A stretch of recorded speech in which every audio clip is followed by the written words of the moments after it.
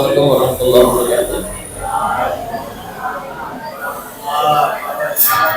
Kita lanjutkan fokus kepada praktek definisi dan teori kebanyakan.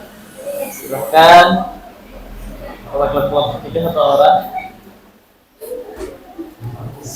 Enggak usah semuanya, cukup definisi bagian awal, ketiga langsung bagian akhir, gitu ya.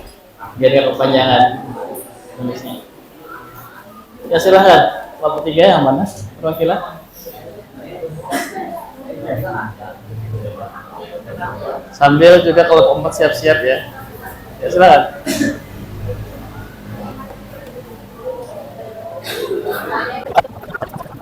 Kelompok tiga.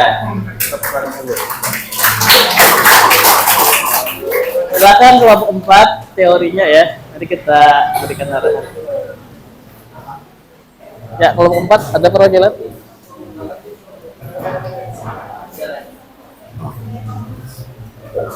Belum baca supaya yang oke. Tepuk tangan untuk kelompok empat. Alhamdulillah. Saya cermati ya dari kelompok 1, 2, 3, 4 insya Allah sudah memahami ya, sudah bisa membedakan mana definisi, mana teori ya. Apa definisi? Ciri khasnya adalah atau yaitu atau ialah, gitu kan? Itu definisi, itu ciri khasnya. Kalau kita berbicara teori ada poin-poin yang akan diukur. Nah, sini kan kita lihat menurut Dr. Sahya Anggara adalah tahun buku tahun 2016 di halaman 15 ya. Tapi nanti teman-teman kalau kita mengacu buku pedoman skripsi Setia Muntai, kita menggunakan referensi cetakan 10 tahun ke belakang. Jadi nanti menyesuaikan ya cetakan bukunya. Kalau teman-teman semester 7 tahun 2027 ya. Artinya paling mundur tahun 2017. Di sini juga Kimberlin Raymond tahun 2012 halaman 70 sampai 71. Nah, itu ciri khasnya teori seperti ini. Itu pengerjaan di bab 2. Simpelnya kan seperti kursi. Kursi adalah tempat duduk, itu adalah definisi. Kalau teori kursi, 1 ada busanya, 2 ada kakinya, 3 ada mereknya, 4 ada besinya, itu teori. Nah, itu teori ya. Jadi nanti teman-teman sekalian di pengerjaan bab 2 itu ada definisi, ada teori. Saya belum buka PPT-nya ya. Kita buka dulu PPT. PPT-nya sudah ada di Sivitas masing-masing, kawan-kawan bisa mendownload.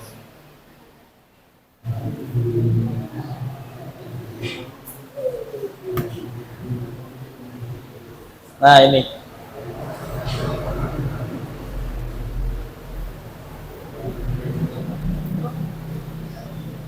Nah, ini contoh dari teori. Jadi nanti teman-teman sekalian di bab 2 itu ya kita isinya itu definisi teori gitu aja.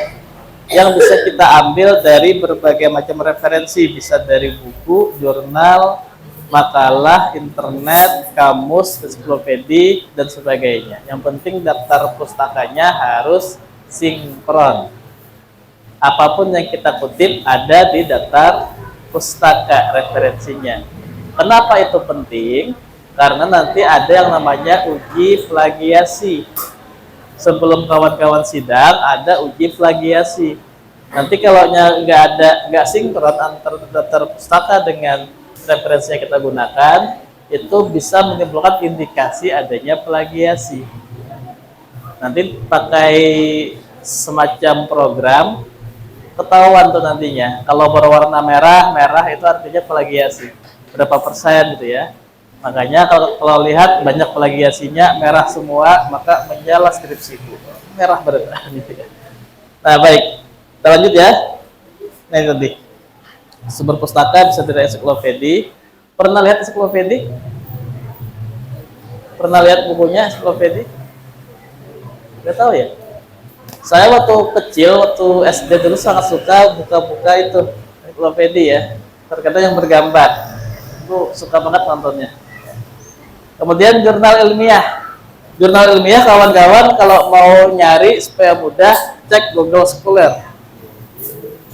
Google Scholar. Nah, misalkan punya nama dosen siapakah, klik Google Scholar, nama dosennya keluar setiap karyanya. Misalkan nama saya, nah, Irja Setiawan, Google Scholar. Nama Pak Reno, misalkan Reno Aprian, Google Scholar. Nanti keluar setiap jurnal. Kalau mau mudah nyari, saya praktekkan ya. Misalkan kita coba buka Google Scholar. Misalkan punya saya.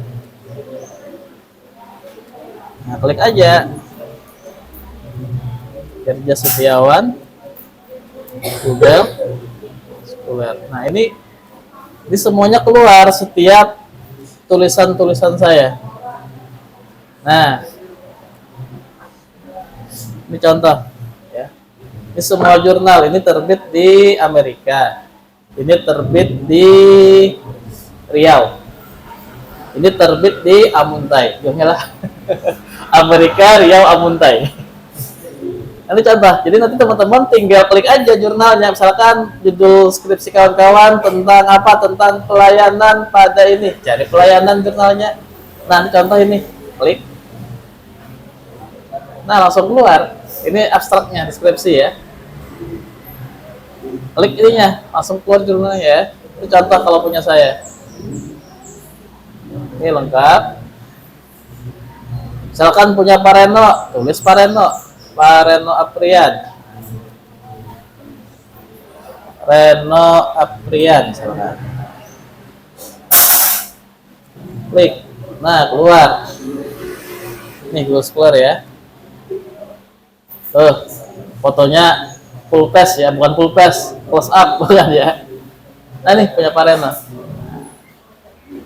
Nanti tinggal klik, langsung download jurnalnya. Kalau mau cari referensi dari dosen setia Amuntai. Ini siapa? Sahya Anggara ya, Dr. Sahya Anggara. Kita klik Sahya Anggara. Sahya Anggara. Nah ini. Nah keluar. Tuh, termasuk yang buku beliau ini ada. Tinggal klik download jurnalnya, mau yang mana ya. Siapa lagi kira-kira dosen di Indonesia siapa? Sugiono, Prof. Sugiono ya. Sugiono. Prof. Sugiono. Nah, keluar. Ya. Ini karya-karya beliau. Tinggal klik aja. Oh, buku beliau. Klik bukunya. Google Book ya. Jadi nanti tinggal Google Book ya. Jadi gitu, teman-teman kalau mau nyari jurnal bisa Google Scholar ya, untuk jurnal yang tersistematis karya siapa. Tapi kalau mau cari secara judul, klik aja Google ya, jurnal tentang pelayanan, keluar ya juga. Tapi mungkin dengan penulis yang berbeda-beda. Jadi contoh pencarian dengan penulis yang secara sistematis. Prof. Sugiono keluar semua beratan punya Sidin. Beliau ini pakarnya buku-buku metode penelitian. Ada 20 judul ya. Artinya beliau sudah menulis 20 karya. Nah, 20 karya ya. Kalau saya berapa totalnya nggak tahu. Coba ya.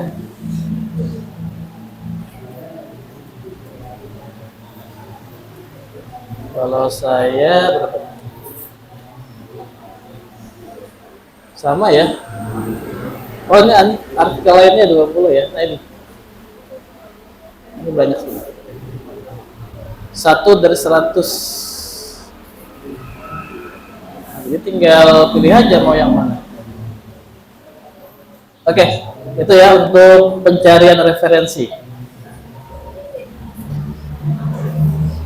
Kerangka pemikiran nanti teman-teman untuk yang variabel X dan variabel Y silahkan bikin seperti ini. Misalkan saya menggunakan kerangka pemikiran menggunakan teori dari Chatham dan teori dari Irawan. Maka seperti ini ya. Teorinya kita garis seperti itu. Itu kerangka pemikiran. Kemudian nanti ada yang namanya hipotesis. Hipotesis itu prediksi sementara. Misalkan gini.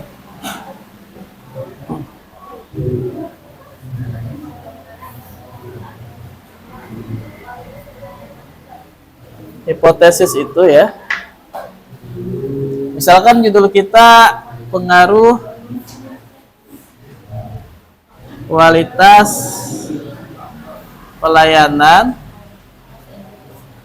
terhadap kinerja.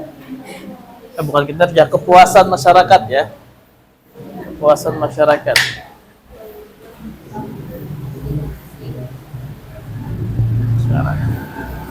Nanti hipotesis itu cuma ada dua ya. Apakah hipotesisnya berpengaruh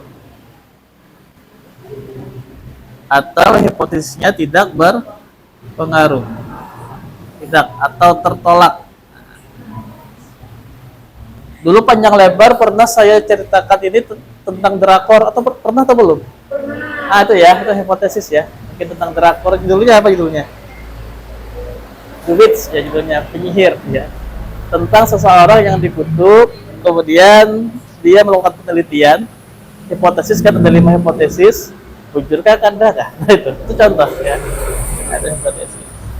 Baik, biar nggak mengulang kita lanjut ya. Kita lanjut sekarang ke pengerjaan bab 3.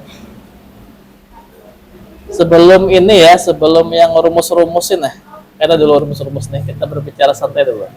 Ini rumus Lopin, ada rumus Cochrane ya, ada rumus Kenichi Kriniger ya. Tapi nanti kita berbicara langkah awal dulu yang berhubungan dengan lokasi penelitian. Ya, nanti teman-teman akan berbicara yang terkait tadi ya. Yang kayak ini nah, misalkan nih. Nah, kan ini kuantitatif. Ya seperti ini ya. Nah, nanti hitung-hitungannya nanti aja. seperti ini nanti. Tapi nanti aja ya. Nah, ini rumusnya contoh. Ini rumus ya. Tapi belum saatnya ya. Kita masih pengantar dulu. Nanti kalau udah kuat pengantar bagian awalnya baru kita berbicara rumus-rumus dan hitung-hitungan. Nanti kita praktek menghitung prakteknya ya. Sambil saya arahkan untuk menghitung.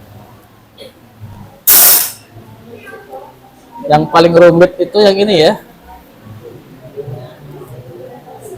Yang paling rumit itu rumus yang ini. Ini yang paling rumit biasanya. Ini perlu waktu yang lumayan lama nih belajarnya. Baik, kita buka dulu yang bab 3, pengerjaan bab 3. Metode penelitian. Ada 3, ada kualitatif, ada kuantitatif, ada mixed method, digabung kuali dan kuanti. Untuk pemaparannya yang digabung ya. Baik. Metode penelitian bagian A mudah saja. Lokasi penelitian. Lokasinya di mana? Ya, jadi bab 3 bagian A. Lokasinya dulu.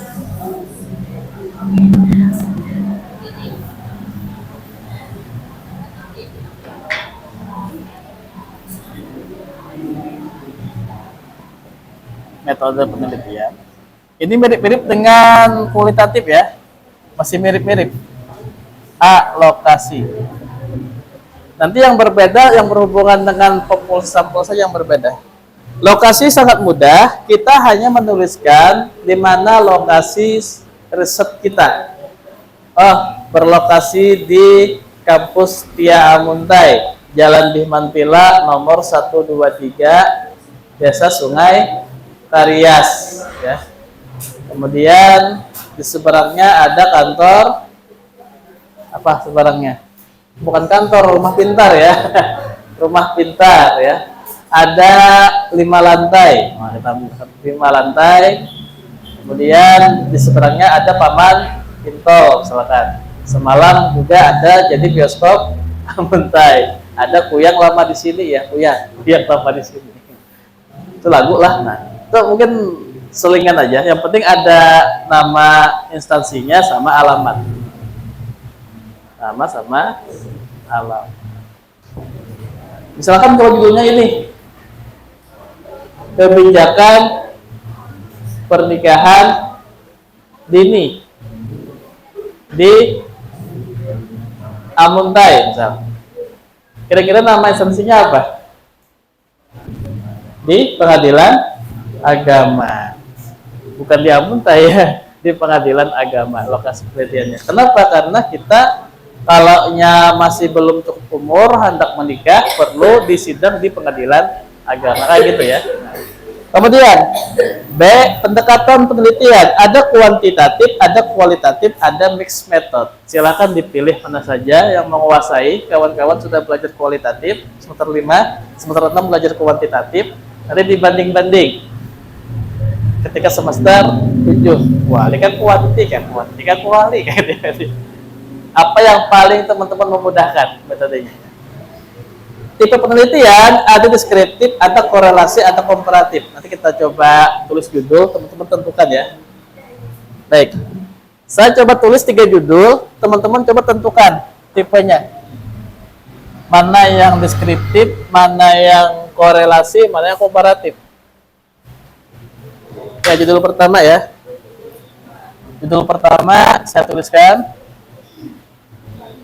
misalkan motivasi pimpinan terhadap kinerja pegawai. Judul kedua, pengaruh pembelajaran pada Setia Amuntai. Silakan ya. Pada Setia Amuntai, baik online maupun bukan baik ya, Setia Amuntai dengan perbandingan online dan offline ya, dan offline pasca pandemi COVID-19 ya. Nomor 3, indeks kepuasan masyarakat pada RSUD misalkan. Baik, kita jelaskan dulu. Nanti kawan-kawan saya coba berikan pengantar, silahkan dipilih mana tipe yang tepat untuk judulnya ya. Yang pertama adalah tipe deskriptif. Penjelasannya adalah hanya menggambarkan suatu fenomena tanpa ada hubungan sebab akibat.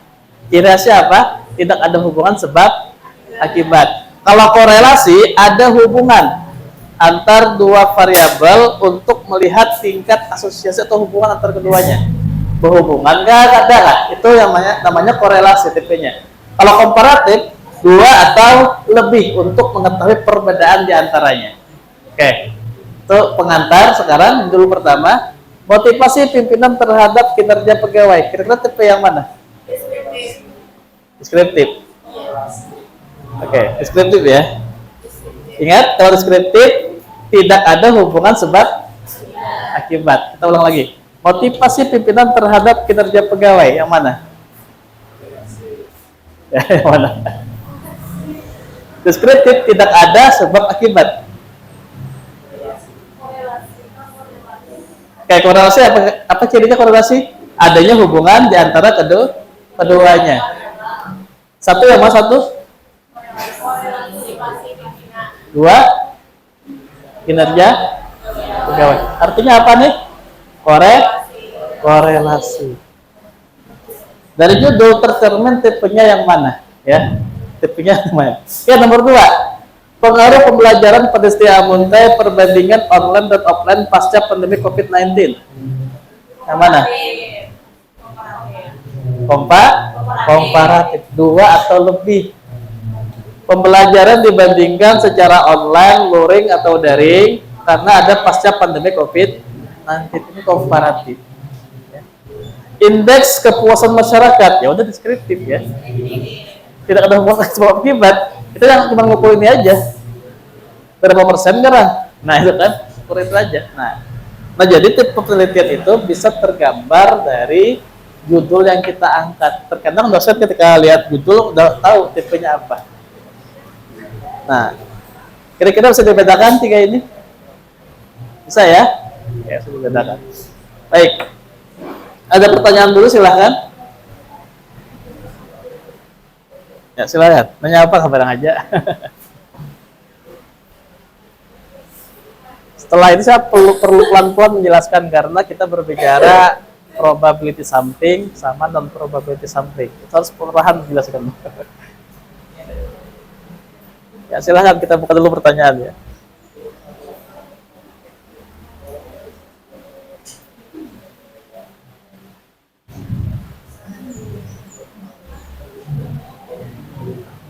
Ya, ada? Bisa dipahami ya? Ya, intinya kalau ingin mudah memahami deskriptif tidak ada hubungan sebab akibat. Korelasi ada hubungan. Kalau komparatif banyak hubungannya. Nah itu ya. Nah itu. Nah, sekarang kita berbicara ini.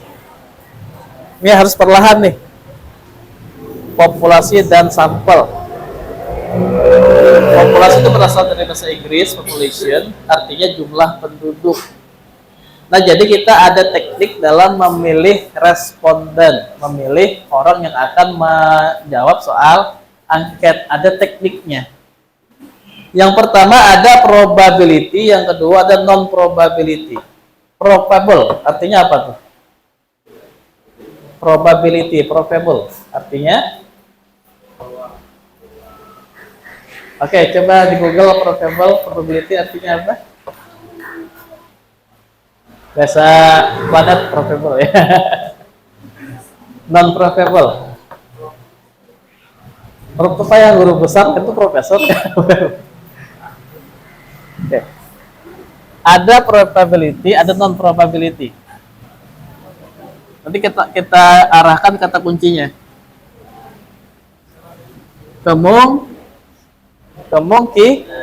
Kemungkinan ya. Ada probability, ada non probability. Oke, kita bedakan dulu dua ini. Karena kalau kawan-kawan bisa memahami perbedaan keduanya, kawan-kawan akan mudah paham yang di bawahnya. Apa itu simple random sampling, tempat sampling, yang penting kawan-kawan paham dulu. Ya. Kata kuncinya adalah kalau probability kemungkinannya ada, kemungkinan jadi sampel. Ini kata kuncinya ya. Jadi setiap orang dimungkinkan bisa menjadi sampel. Kalau non probability kebalikannya tidak bisa ya. Setiap orang, setiap populasi mungkin atau tidak mungkin jadi sampel. Bisa kita beri contoh gambaran ya. Saya ingin menyebar angket untuk lokal 6A. Populasinya ada berapa jumlah mahasiswa di sini? 50 ya. 54 orang mahasiswa lokal 6A. Tapi saya hanya perlu 30 saja dari 54 orang ini. Saya cuma perlu 30 saja. Artinya tidak semua jadi sampel ya. Nah, artinya kemungkinan semua yang 54 ini kemungkinan atau probability bisa jadi sampel atau bisa saya pilih jadi sampel, meskipun sisanya kan saya pilih sampel. 30 saya pilih, 24 saya tinggal. Kenapa? Karena semuanya berpotensi untuk saya jadikan sampel. Itu probability. Kalaupun probability, contoh misalkan kita ingin menyebar angket kepada, misalkan judulnya ini ya, judulnya misalkan pengelolaan atau gini ya, saya carikan dulu. Pengaruh pengelolaan sampah pada tingkat retribusi di pasar Amuntai. Oke. Pengaruh pengelolaan sampah pada tingkat retribusi di pasar Amuntai. Artinya populasinya adalah pengunjung pasar Amuntai. Pengunjung pasar Amuntai. Berapa pengunjungnya ya? Orangnya berapa orang yang mengunjungi pasar Amuntai? Bisa ditebak? 1.000, 150. Kira-kira tahu nggak populasinya berapa? Nah, itu kan probability. Kenapa kita bisa mengukur siapa kira pengunjungnya? Belum lagi yang pengunjung dari luar, dari Balangan misalkan, pasar Amuntai, dari Tabalong misalkan, dari Perancis misalkan. Karena kalau itu non probability, artinya tidak semua populasi bisa jadi sampel. Karena kita nggak bisa ada mau ukur pengunjungnya ada berapa orang, sehari itu berapa, 2 hari berapa, kita tahu kita. Nah, itu non probability, artinya apa? Setiap populasi tidak mungkin bisa jadi sampel. Betul kalau saya mengatakan saya ingin mencari sampel di lokal 6A, berapa totalnya? 54 mahasiswa. Itu probability. Saya cuma pilih 30 saja, artinya semua kawan-kawan di sini berpotensi saya pilih jadi sampel. Meskipun saya cuma memilih 30. Nah, itu ya. Bisa dipahami perbedaannya? Kalau ini tidak terukur ya. Pengunjung pasar Amuntai berapa? Populasinya kayak tahu kita. Kalau kamu ukur, itu non probability. Nah, sekarang kalau udah paham gini, kita mudah dalam memilih dari yang 4 ini. Baik. Probability terbagi 4. Yang pertama simple random sampling. Oke, saya jelaskan dulu. Simple random sampling. Probability artinya ada kemungkinan setiap populasi dipilih jadi sampel. Atau jelas populasinya. Oke. Secara definisinya ya, pengertiannya, simple random sampling atau sampel random sederhana ini teknik pengambilan sampel yang sama kepada setiap anggota populasi untuk dijadikan sampel. Contohnya seperti tadi. Kita ya, populasinya berapa? Populasinya 54 orang. Artinya kawan-kawan punya kesempatan yang sama di sini untuk saya pilih jadi sampel. Ya. Tapi saya cuma pilih 30 saja. Nah, ini contoh dari simple random sampling. Ya, itu cuma milih saja. Siapa yang dipilih Pak? Ya tergantung kita. Tapi kita cuma memilih 30 orang saja dari 54 orang. Ya. Yang kedua, stratified sampling.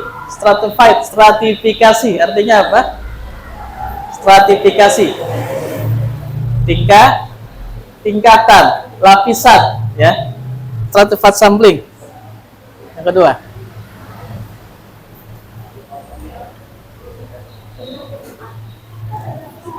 Stratified sampling.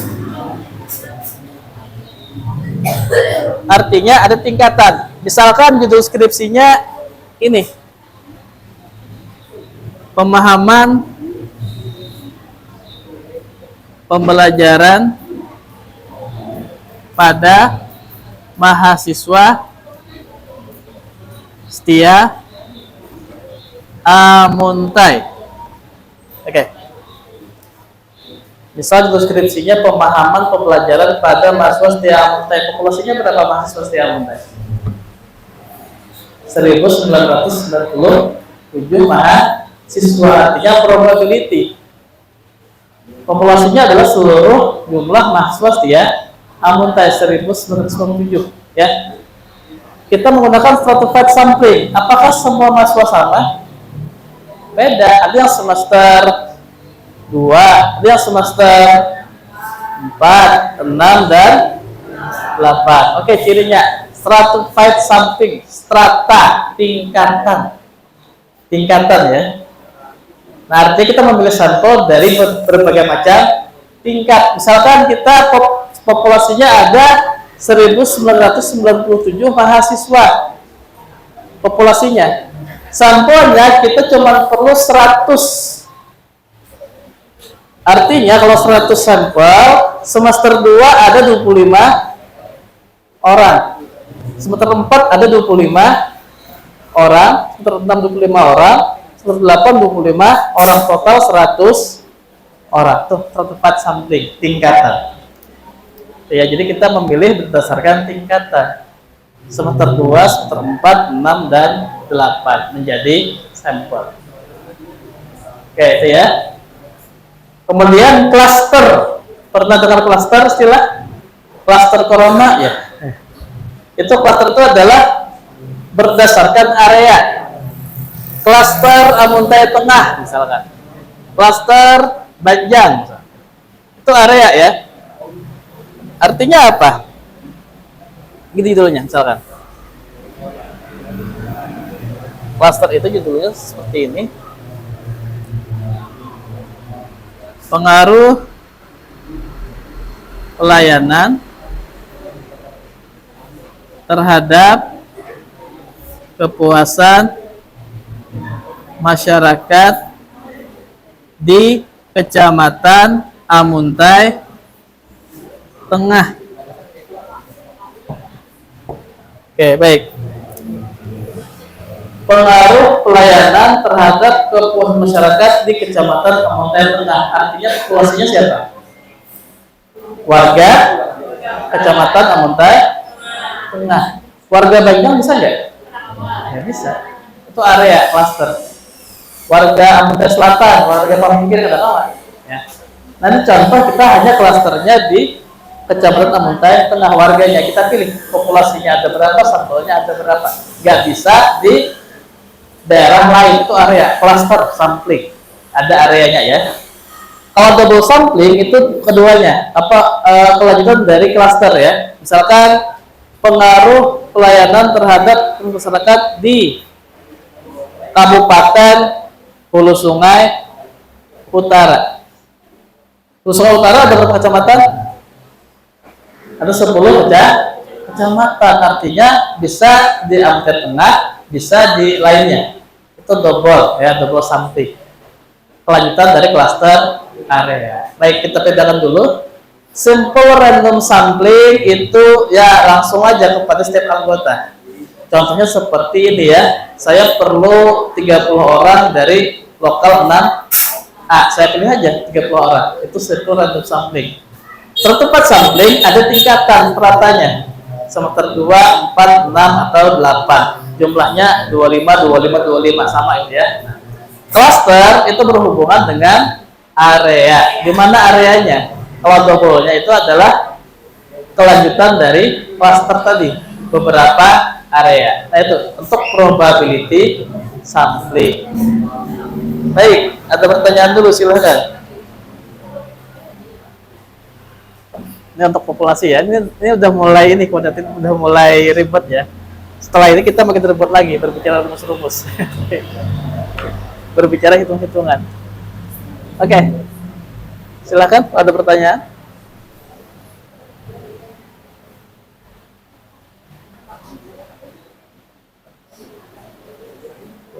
Ada?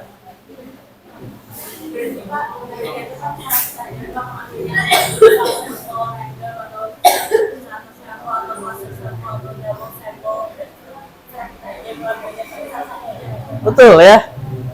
Silahkan pilih salah satu, bukan keempatnya. Jadi teman-teman nanti ketika mengerjakan skripsi dengan metode kuantitatif, silahkan pilih salah satu. Mana cara yang digunakan, bukan keempatnya ya. Oh, teman-teman nanti ingin mencari sampel dengan sampel random sederhana, ya itu aja dipilih. Yang lain jangan dipakai. Oh, teman-teman ternyata mau di lokasi yang ada tingkatan jabatannya. Artinya pakai stratified sampling, itu dipakai. Nah, jadi nggak mesti harus keempat, bukan ya, kalau keempatnya salah itu. Silakan pilih salah satu kalau kita menggunakan kategori probability. Nanti ada lagi non probability, silakan pilih salah satunya ya, kayak gitu ya. Oke. Baik, ada lagi silakan.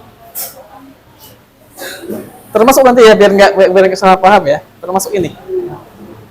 Nah, teman-teman nanti ada rumus dalam teknik pengambilan sampling ya. Ada rumus Lopin, ada rumus Courant seperti ini ya. Tapi apakah semuanya dipakai? Enggak. Silahkan pilih salah satu. Gak mesti nggak salah kalau kita tulis langsung ketiganya kita ini, itu enggak. Sama ini ya. Misalkan uji validitas. Uji validitas ada yang menggunakan manual seperti ini, menghitung manual. Ada yang menggunakan SPSS. Silahkan pilih salah satu saja. Metode yang mana? Gak mesti kita ngitung berataan, enggak. Kalau paham kita ke berataan. Oke ya. Baik. Ini jam berapa? Silahkan, ada pertanyaan lagi, silahkan kalau ada.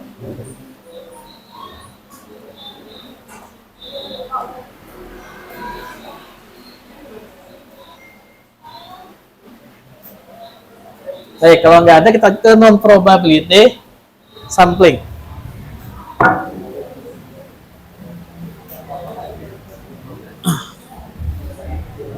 Non probability.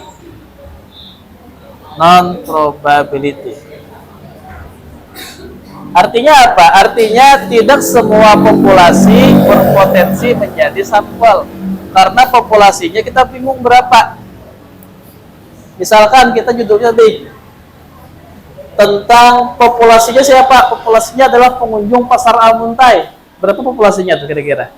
Pengunjung pasar Almuntai. Bisa nggak diprediksi berapa? Nggak bisa ya, karena kita bingung. Populasinya Pak Ai Ulun menggunakan populasi pengunjung pasar Almuntai selama 3 tahun terakhir. Berapa jumlahnya kali tahu kita? Atau kamu hitung ya? Maka itu non probability. Oke. Yang pertama ada yang namanya confidence sampling.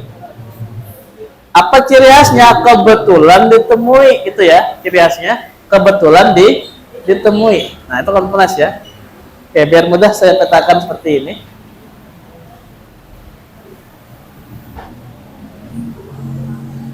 Siapa populasinya tadi? Pengunjung pasar ya. Pengunjung pasar Almuntai. Berapa jumlahnya? Ada tahu kita? Jumlah populasinya nggak tahu kita. Non probability. Oke, kita menggunakan confidence sampling yang pertama. Confidence sampling. Ciri khasnya apa? Kebetulan ditemui. Kebetulan ditemui. Oke, kita praktekkan ya. Ini mahasiswa membawa angket, datang ke pasar Almuntai, mencari pengunjung pasar Almuntai. Kebetulan tetamu orang, julungnya angket. Sidin tetamu acil lagi berbelanja, acil, silakan angket kunci lah. Nah, tetamu paman, silakan angket pun paman lah. Nah, itu kebetulan ditemui ya. Tetamu siapa lagi? Tetamu Rafi Ahmad misal di pasar Almuntai ya. Bang Rafi, silakan angket ulun lah, kebetulan ditemui ya. Tetamu Upin Ipin misalkan. Bang Upin, Bang Ipin, silakan angket ulun lah. Nah, tetamu Naruto misal. Tetamu Wiro Sableng, ketemu siapa gitu ya? Bilangnya itu kebetulan ditemui, asal mereka adalah pengunjung pasar. Itu namanya confidence sampling. Ya. Ya, datang ketemu julung, angket ketemu julung, angket itu komponen sampling. Bisa dipahami kira-kira? Kebetulan ditemui dan mereka mau hapus si angketnya, gitu ya. Nah itu pemilihan sampel dengan komponen, ya. Yang kedua, purposive sampling, masih ingat? Seperti kualitatif. Kita punya 100 angket, sampelnya ada 100 orang pengunjung pasar, berapa populasinya? Kada tahu. Tapi di kepala sudah ada naran-narannya, ngerancak pelanggan-pelanggan. Oh, si Adul, si Morgan, si Slamet misalkan. Si ini. Orang-orangnya sudah ada nama-namanya. Tinggal mencari orangnya, julungi angket. Nah, itu namanya purposive. Ya, artinya kita sudah menentukan nama-namanya siapa, tinggal kita temui orangnya. Yang penting dia adalah pengunjung pasar. Kemudian kota sampling. Kota itu apa? Kota itu ya kita sudah punya batas target berapa orangnya yang akan kita serahkan angket. Misalkan kotanya ada 100 orang. Kita ke pasar Amuntai. Di hari pertama ternyata angket kita bisa diserahkan cuma sebatas 50 angket. Kurang berapa? Kurang 50. Artinya penelitian kita belum selesai. Hari kedua julungi pulang, hari ketiga julungi pulang sampai tercapai targetnya. Itu kota, ya. Kita menentukan berapa jumlahnya, kemudian kita coba habiskan target itu. Kalau snowball itu semakin banyak, seperti bola salju, ya. Kita kotanya 100 orang, ternyata dirasa masih belum cukup, tambah lagi 150, ya. Jadi tinggal tambah 50 lagi, itu namanya snowball sampling. Jadi itu semacam yang dulunya kecil, lambat laun makin besar untuk sampelnya. Ini untuk non probability sampling. Contohnya seperti pengunjung pasar. Apalagi kira-kira populasinya? Pengunjung pasar. Pasien rumah sakit kira-kira probability kan atau probability kan? Pasien rumah sakit selama 3 tahun terakhir misal. Bingung kita berapa ya? Itu contoh non probability. Kecuali kalau rumah sakitnya punya data absensi, ya. Berapa jumlah pasien selama setahun, itu bisa probability. Tapi kayak pengunjung pasar, pengunjung wisata, itu kan tidak bisa tuh kita populasinya berapa. Non probability. Jadi untuk sampel ada probability, ada non probability. Masing-masing ada 4 dan 4. Tekniknya silahkan pilih salah satu. Gak mesti keempatnya, ya. Kalau keempatnya salah, pilih salah satu yang kita pakai. Apa metodenya untuk penentuan sampel? Ya, silahkan. Ada pertanyaan? Sisa 2 menit, ya. Ada? Baik. Minggu depan kita mulai belajar rumus-rumus. Sambil menghitung-hitung, sambil praktek menghitung di papan tulis, kita arahkan. Yang penting ada praktek, ya. Kelompok 1, 2, 3, 4. Kalau salah saya arahkan nanti supaya sampai bisa, ya. Nanti kita mulai dengan rumus Lopin dulu, rumus Lopin. Sampai kawan-kawan bisa, baru kita ke rumus Cochrane. Sampai bisa ke rumus Morgan-Kreinicki, ya. Baru rumus-rumus yang lainnya. Itu untuk menghitung sampel. Kalau udah bisa, kita lanjut gitu, ya. Karena ini harus perlahan.